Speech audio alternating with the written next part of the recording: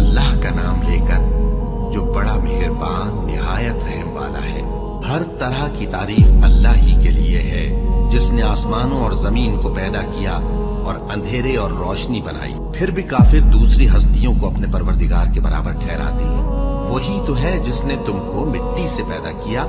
پھر مرنے کا ایک وقت مقرر کر دیا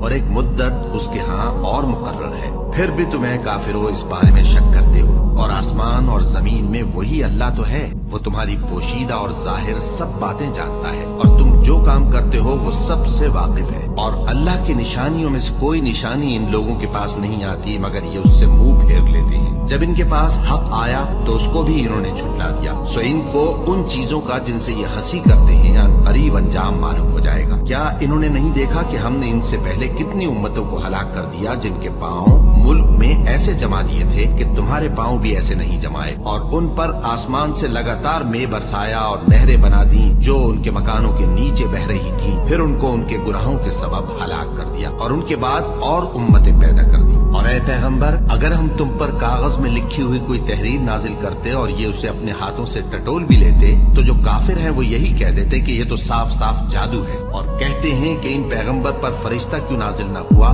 جو ان کی تصدیق کرتا، اور اگر ہم فرشتہ نازل کرتے تو کام ہی فیصل ہو جاتا، پھر انہیں مہلت بھی نہ دی جاتی۔ نیز اگر ہم کسی فرشتے کو بھیجتے تو اسے مرد کی صورت میں ہی بھیجتے، اور جو شبہ یہ اب کرتے ہیں اسی شبے میں انہیں ڈال دیتے۔ اور تم سے پہلے بھی پیغمبروں کے ساتھ ہنسی ہوتی رہی ہے، پھر جو لوگ ان سے ہنسی کیا کرتے تھے ان کو ہنسی کرنے کی سزا نے آ گھیرا۔